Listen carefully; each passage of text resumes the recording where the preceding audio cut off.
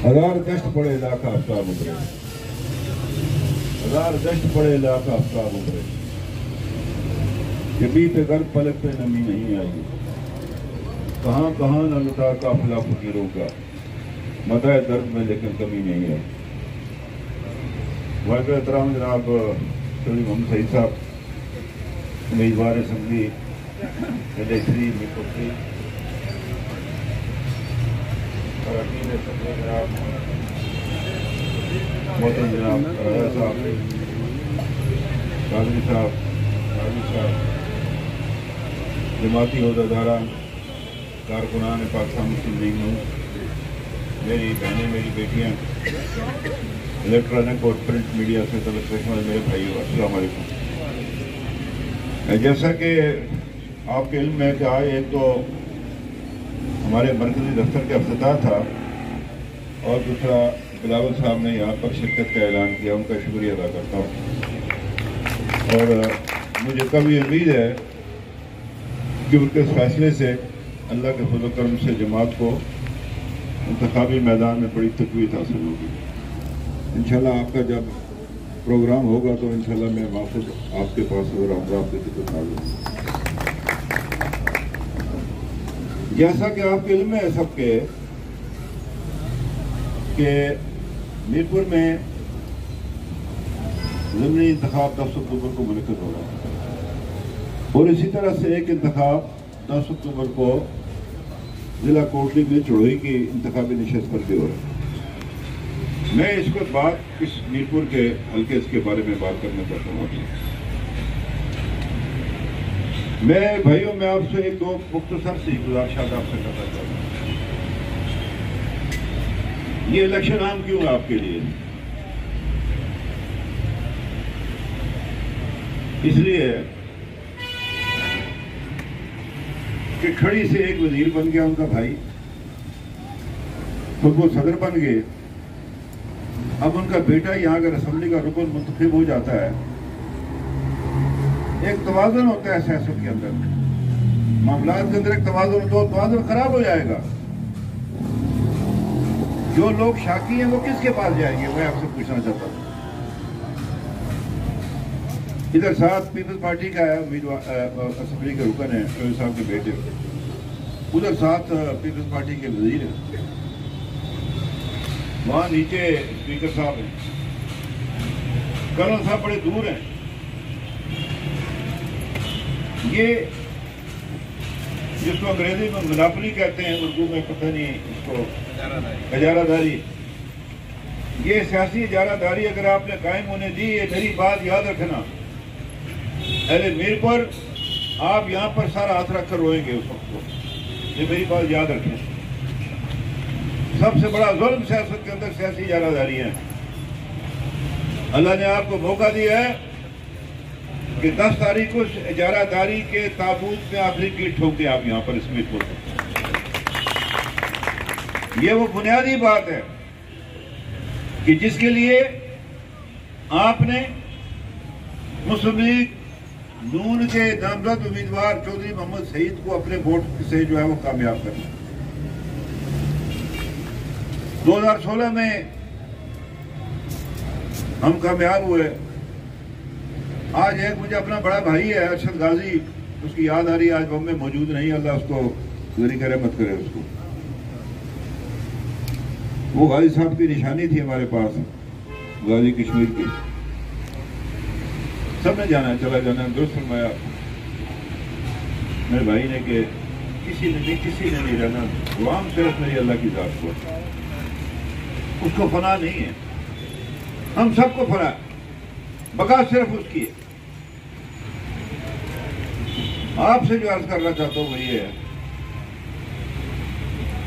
कि 2.5 साल चौधरी मोहम्मद सईद ने बैसित वजीर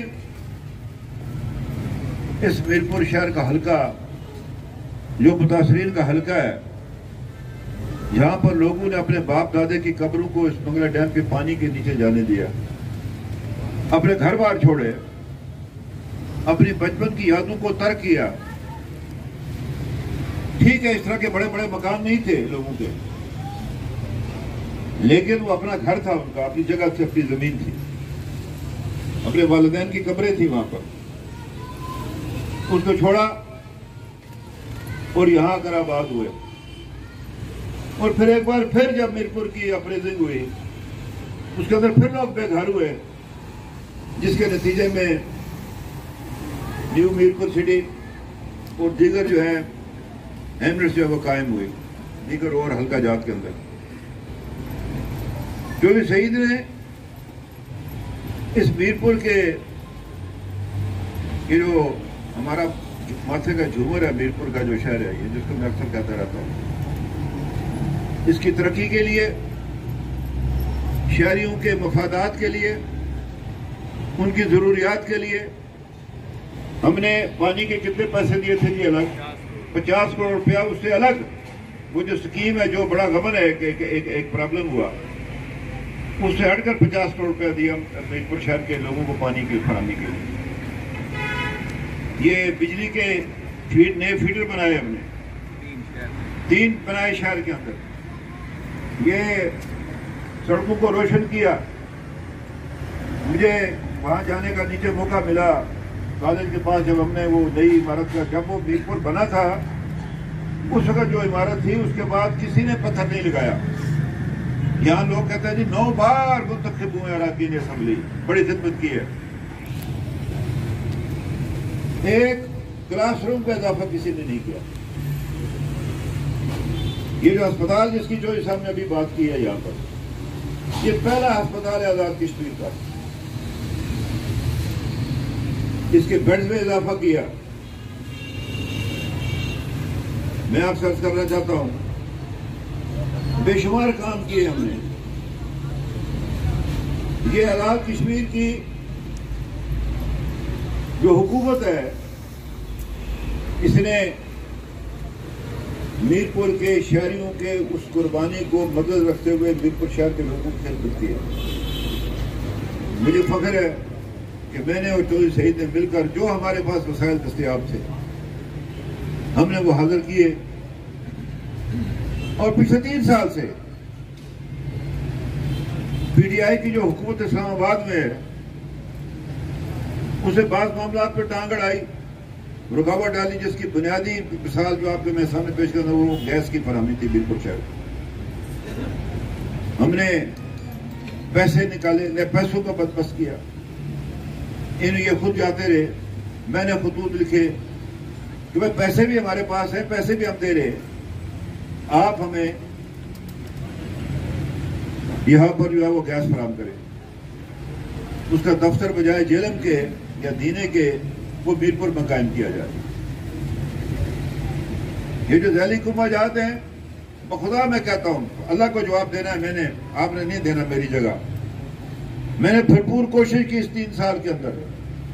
अगर पाकिस्तान मुस्लिम लीग की नून की हुकूमत को एक जाली इलेक्शन के जरिए उसको लोगों की खिदमत से रोका जो गया, रोका न जाता, वल्लाह आपसे कहता हूँ ये मसाइल हल हो चुके होते। सारी बातें मियां मोहम्मद नवाज शरीफ के साथ तय हो चुकी, सारी बातें जनाब अब्बासी साहब वज़ीर आज़म के साथ तय हो चुकी। लेकिन अमलन मैं आपको उसकी छोटी मिसाल दूंगा। फैसलाबाद में आजकल रोज में अखबार पढ़ रहा हूँ, कैंसर अस्पताल, कैंसर अस्पताल। इमरान खान ने मुझे कहा नहीं बन सकता, जगह भी मुख्तस की कि जी ये नहीं मिलता, वो नहीं मिलता, फलां नहीं मिलता। आज उसकी एक वजीर हम फैसलाबाद से बने रोज उठ जाते हैं, जमीन ले रहे हैं। हमने कहा जगह भी दे दी। ये जो साबिक जो वज़ीर आज़म हाउस बना है वो 55 करोड़ रुपया उस पर लग चुका था, और मजीद आपने सुना है 40 करोड़ रुपया लगाकर वज़ीर आज़म साहब उस पर तशरीफ ले जाएंगे। वो भाई वो जो पहले से कायम है उसमें क्या खराबी है कि 40 करोड़ रुपए का मतलब है ये अखराजात करने। इधर को तेल का कुआं निकला है आजाद कश्मीर। मैंने कहा मैं नहीं जाता हूँ भाई इस मकान में, इसके बिजली के अखराजात कौन पूरा करेगा इस प्राइम मिनिस्टर हाउस के, और दीगर जो उसकी उसकी जरूरियात वो कौन पूरी करेगा, कि साल के जो करोड़ों रुपए का अखराजात कहां से आएंगे। मैं अपने घर रहता था, मैंने अपने घर का किराया नहीं लिया, लेते रहे यहाँ पर वज़ीर आज़म अपने घर में घर का किराया वसूल करते रहे, मैंने नहीं लिया।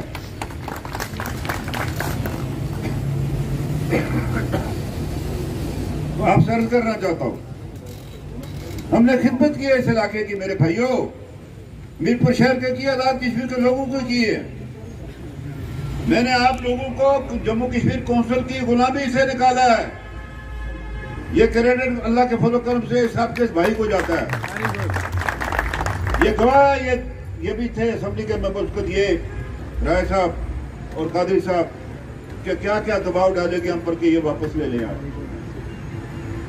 इधर भी आईनी तरमीम मेरी जो कुछ इसके साथ 3 साल वो लगे रहे, इसको वापस लेने के हमने नहीं लिया। आज सुना है कि कोई ड्राफ्ट तैयार किया जा रहा है। मेरे अजीजों, 11 अरब रुपया थी आमदन जम्मू कश्मीर कौंसिल पर जब टैक्स था। कोई नए बड़े टैक्स नहीं लगाए गए, वसूली का तरीकाकार ठीक किया। 28 अरब रुपए पर ये जो 30 जून को जो खत्म हुआ है, 28 अरब रुपए थे। अरबों रुपया लोगों की जेबों में जाता था। इस्लामाबाद में करप्शन थी, उसके अंदर 30% उसके अंदर कमीशन था, वो खत्म किया। उसके बाद इख्तियारात जो थे कानून साजी के वो खत्म किए। आजाद कश्मीर असेंबली को जो है वो जिम्मेदार बनाया, इसको बाख्तियार बनाया, इस हुकूमत को बाख्तियार बनाया। मैं आपसे इतने काम है कि अगर कि मैं आऊंगा इंशाल्लाह मीरती प्रेस में या मीरपुर में बात करूंगा मैं कि हमने क्या किया, ये क्या नहीं किया। ये इंशाल्लाह ताला कैनी साहब आप इंतजाम करेंगे ताकि तफसील के साथ 2-2.5 घंटे की मीरपुर में प्रिंट मीडिया और इलेक्ट्रॉनिक मीडिया के साथ मैं बैठना चाहता हूँ ताकि मैं बता सकूँ कि हमने क्या किया। मैं छोटी सी बात आपको कहूँगा, ये जो पैदाइश का निज़ाम था ये आजाद कश्मीर में नहीं था। उस दिन मैं गया, मेरे ये जो अब फिंगरप्रिंट है ये उम्र की वजह से ये नहीं लगते थी, तो मैं उधर गया उसके दफ्तर में, अपने हेड ऑफिस उनके नादरा का। तो जब मैं निकल रहा था उनको मुझे डायरेक्टर ने कहा कि आपने एक बहुत अच्छा काम किया। मैंने कहा जी कौन सा? आपने कहा वो जो आपने हमारे साथ ये मामला तय किया और आज आजाद कश्मीर के अंदर शरह पैदाइश और अमवात का सारा रिकॉर्ड जो है वो मौजूद है नादरा के पास। मैं छोटी सी आपको एक बात कहूँ, फिर जो मैं आपसे बड़ी बात कहना चाहता हूँ कि आजाद कश्मीर में 2005 में जम्मू कश्मीर बैंक कायम हुआ। 16 साल के बाद इस हुकूमत ने जो आजाद कश्मीर हुकूमत का हिस्सा था 51% इक्विटी, वो हमने 30 जून से पहले पूरा किया। पहले क्यों नहीं किया किसी ने? इधर और हुकूमतें आती रही हैं, बड़े बड़े वज़ीर आज़म गुजरे इधर आजाद कश्मीर, क्यों नहीं किया उन्होंने? किसी ने रोका था उनको? किसी ने पाबंदी लगाई थी उनको? अब 49% के मतलब शेयर फ्लोट कर रहे थे। मैं तो इधर कारोबारी नहीं हूं और उसके लिए कंसल्टेंसी भी हायर कर ली गई। और अगर इस हुकूमत को फुर्सत हो, मुझे अफसोस है कि किन लोगों के हाथ में आपकी मेरी जो किस्मत जो है वो डाल दी गई है उनके हाथ में। एक वजीर ने ये मजाक उसको लतीफा नहीं, आपको हकीकत सुना रहा, उसको पूछा बाकी आपको था काबीने में कोई 5-6 वजीर नहीं जाते, क्या ये काबीने के 5 या 6 का ग्रुप नहीं जाता, वो अपनी काबीने का इजलास तलब करते हैं, इस तरह घूमते चलती हैं। उससे पूछा एक वजीर ने कि वो आज कौन सा वजीर गायब था मीटिंग से?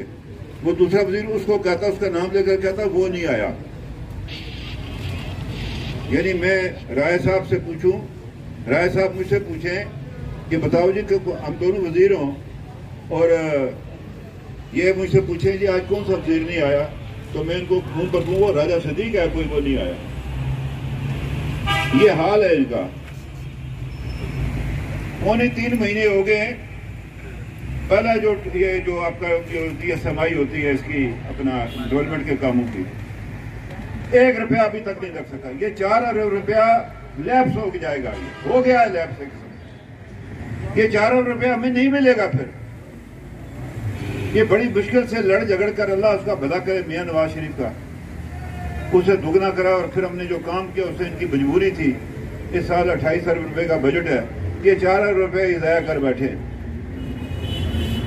पहले हुकूमत साजी नहीं होती थी, वज़ीर आज़म का पता नहीं था। वो मैं उसे अभी शाह गुलाम कादर साहब स्पीकर थे, तो मैं उनके दफ्तर में बैठे थे, मैं मौजूदा वज़ीर आज़म साहब आए। मैंने कहा यार ये बन जाएगा वज़ीर आज़म। उन्होंने पूछा क्यों? मैं कहा यार इसका नाम भी एन से है, अब्दुल ये बन जाएगा ये, क्योंकि उनको हुक्म होता है इस्लामाबाद से, बनी गाला से, कि जिसका नाम एन से होगा वही होगा, तुम्हारी बका इसी में। मैं वही बन गए। तो ये मैं आपसे अर्ज करना चाहता हूं कि ये समाई ज़ाया हो गई, ये 4 अरब रुपए ज़ाया हो गए जो लगना था आजाद कश्मीर के अंदर। यहां मीरपुर में भी लगना था, सिमानी में भी लगना था, नीले वैली में भी लगना था, बाग में भी लगना था, रावलाकोट में भी लगना था, वो ज़ाया हो गया। लगे जनाब ऐसा वो करो ना, ऐसा यार सबसे पहले मेरा करो। ये मैं कहता हूं आपको, वीडियो लिखे, सबसे पहले मेरा करो, सबसे पहले मेरा हिसाब करें, फिर किसी और का करें। पहले मेरा करें, 5 साल में वज़ीर आज़म रहा, मेरा करें, उसके बाद आगे बढ़े। आए ये हवाई बयानात देकर जिस तरह पाकिस्तान में ये ड्रामेबाजी चल रही है, और फिर आपसे जो मैं कहना चाहता हूं, ये आपकी जिम्मेदारी है सिलेक्शन की। ये 13वीं तरमीम को रिवर्स करना चाहते हैं ये पीटीआई की हुकूमत। उसके लिए इनको 2 तय-एक-सरी चाहिए 36 की, जो उनके पास नहीं है। अहले मीरपुर, आपका और चढ़ोई का जो लोग हैं, अगर कल 13वीं तरमीम वो 36 पूरे करके गए, ये खून आपके सिर होगा आजाद कश्मीर के लोगों का। ये मेरी बात याद रखें, आपको कोई माफ नहीं करेगा। हम सारे आजाद कश्मीर आपके खिलाफ की प्रोपेगेंडा करेंगे। इन लोगों ने नहीं रोका इनको।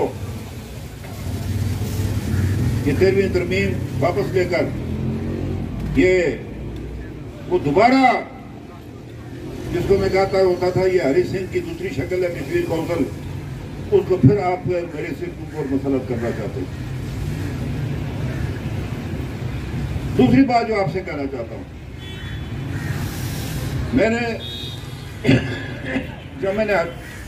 जब कोई आदमी वजीर या वजीर आज़म बनता है, वह हलफ उठाता है और बातों के अलावा कि जो मामला, जो ऐसी मालूमात जिसका कौमी सलामती से ताल्लुक हो, वो अगर इस बात बिला वास्ता ही बड़ा रास्ता है, उसका अफशा नहीं करेगा। इस मेरे सीने में बहुत सारे ऐसे राज दफन है। लेकिन मैं ये कहना चाहता हूँ हुकूमत पाकिस्तान को कि आपको इख्तियार किसने दिया आप कश्मीर को तकसीम करें? आप कौन है कश्मीर को तकसीम करने वाले? किस इख्तियार दिया आपको? उधर से वो हिंदुस्तान ने उसको कर दिया, इधर साहब ने गिलगित बल्तिस्तान को सूबा बनाना चाहते हैं। ये मैंने कुछ गुजरात से रावलपिंडी में कहा, इस्लामाबाद ने रावलपिंडी में कहा, ये 84,000 परमाबिल की रियासत है, अब ये 5,000 पर रह गई है।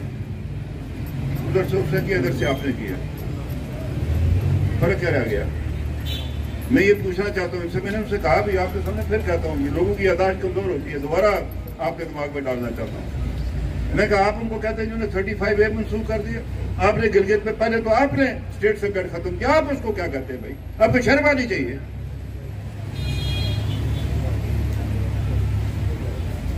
ये हमने वापस लिया कौंसिल से स्टेट सेक्रेट जारी करने का अख्तियार आजाद कश्मीर की हुकूमत को। ये जब मैं इधर से आता था ना, दरिया जलम क्रॉस करके, ये जहाँ टोल टैक्स लिया जाता है, वहाँ लिखा होता था आज़ाद जम्मू कश्मीर कौंसल। मैं अब कई बार अल्लाह से दुआ करता, या अल्लाह तू मुझे कभी ये इख्तियार देगा, मुझे इस जगह पर पहुँचाएगा कि मैं इस पर दोबारा आज़ाद हुकूमत रियासत जम्मू कश्मीर लिखवा सकूँ इस बोर्ड पर। अल्लाह ने दिया वो, और ये लोग मेरे पीठ के पीछे थे। हमने इख्तियार वापस लिया। ये छोटी बात नहीं थी। अपना CBR बनाया। 4 से 5 अरब रुपया गबन होता था हर साल इस्लामाबाद में। ये जो आपका मैं जो आप और मैं टैक्स देते हैं। मीरपुर पढ़े लिखे लोगों का शहर है, लोग उधर बाहर के भी गए हुए हैं। हमारा जो हिस्सा था, ये जो आप हम टैक्स देते थे GST और बाकी, इसमें हमारा हिस्सा था पहले 2.47। पीपल्स पार्टी की हुकूमत है उससे कम करके 2.27 किया, और हर साल जो है वो 10 अरब रुपए का डेफिसिट जो है वो हमें पड़ता था। वो तो भीख मांगते रहते थे, मिला नहीं। जब मैं वज़ीर आज़म बना तो आज़ाद शरीफ को 22 अरब रुपए की मकरूर थे। आज हम गए तो 20 अरब रुपया आज़ाद शरीफ के खजाने में मौजूद है इस वक्त में। ऐसे नहीं हुआ, इसके लिए बड़ी मेहनत की। तो वो जो हमने अपना हिस्सा था वो 2.27 से 3.64 पर ले गए। तब जाकर हर मुलाजिम को जो तनख्वाहें पूरी मिलती हैं। हम बिजली के बिल जो है वो बर वक्त अदा करते हैं वापडा को, या जो डिस्कोस बनी इनको देते हैं। ये काम किया है। ये सबसे बड़ी रुकावट मीरपुर में वो ड्राई पोर्ट के लिए जम्मू कश्मीर कौंसिल थी। वो अगर हमारी अगर हुकूमत बनती तो इंशाल्लाह आज उसका काम शुरू हो गया होता। हमसे तय करके ये मीरपुर में अपना जो है ये इंडस्ट्रियल जोन बनाना जो है, जगह भी ले ली है, गैस उन्होंने फराहम कर दी थी, और वो मामला लटक गया।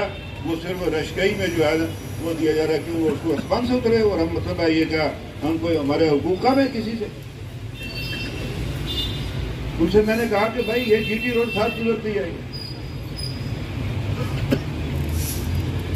ये जो बंसरा से मीरपुर बिम्बर की जो एक्सप्रेस वे थी, ये इमरान खान की हुकूमत ने खत्म की है, PTI की हुकूमत ने खत्म की है। वेरी गुड, वेरी गुड भाई साहब, वेरी गुड, वेरी गुड। आए ना मेरे मुंह पर मुनाज़रा करेंगे। किसने को खत्म किया? ये जो है वो खान साहब न खान न तीर न कमान, आगे से मेरे मुंह से पिछोड़ निकलेगा। बड़ा काम ये से खत्म किया है। ये एक्सप्रेस वे सारे आज़ाद शरीफ को मिला रही, और आगे अब कहता है वो आज वो बोर है वो गुलजार है जी, वो पता नहीं उधर से आएगा। वो भाई पहले का बना हुआ है वो खारिया से मिलेगा इधर। भाई इधर से क्या मिलेगा? इधर से सड़क ही नहीं है। आज़ाद शरीफ की तरफ आप सड़क देते नहीं है जी, खारिया से जोड़ेंगे इसको। वो सड़क किधर है भाई? ये जो सड़कों को हमने बेहतर किया ये किस हुकूमत पे हुआ? आपके सामने की बात। तो मैं आपसे अर्ज करना चाहता हूँ सड़कें भी बनेगी, सारा कुछ बनेगा। असल में कौमी मामलात है, आज़ाद कश्मीर के हैसियत को तब्दील करने का मसला है। वो जो बदकिस्मती से जो सदर साहब ने हमारे बने, उन्होंने लाहौर जाकर कहा कि ये इससे कोई फर्क नहीं पड़ता सुबह बनने से। मैं उनसे पूछना चाहता हूँ, वो फलां मीटिंग में जब आपने कहा अच्छा नहीं बनना चाहिए तो आपको कहा क्या गया था? जब आपको दबाया गया तो उसके बाद अब आप लेट गए हैं। और मैं तो चीजों का गवाह हूं भाई, ऐनी शाहिद हूं मैं। ये बड़ी ज्यादती है कि आज़ाद कश्मीर का सदर कोई भी हो, वो किसी तरीके से भी बनाओ, वो कहे कि गिलगित बल्तिस्तान सूबा बनने से ये कोई फर्क नहीं पड़ता। आजकल परेशान है पड़ी ये जो है ये PTI, वो इनको कह रहे हैं कि आप इस करारदाद की आज़ाद कश्मीर असेंबली से तायीन करवाएं सूबा बनाने की। अब ये ऐसी एक हड्डी है जिसको नहीं निगल सकते ना थूक सकते हैं। इंशाल्लाह नून लीग इसकी भरपूर मुखालफत करेगी डट कर। यही कहता हूँ ना कि किसने इख्तियार दिया हुकूमत पाकिस्तान को कश्मीर की तरफ से? ये कौन है?